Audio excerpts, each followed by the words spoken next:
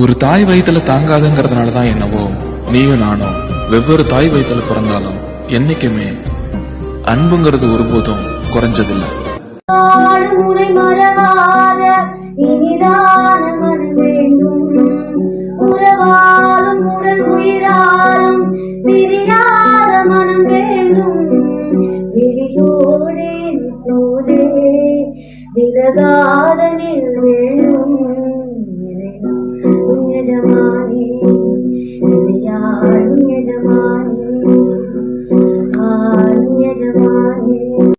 புனிதமான இந்த உறவு எத்தனை புண்ணியம் செஞ்சாலும் திரும்ப கிடைக்க போறதில்ல. அதனால நீ கிடைச்ச இந்த ஜென்மம் ஒன்னே போதும் எனக்கு.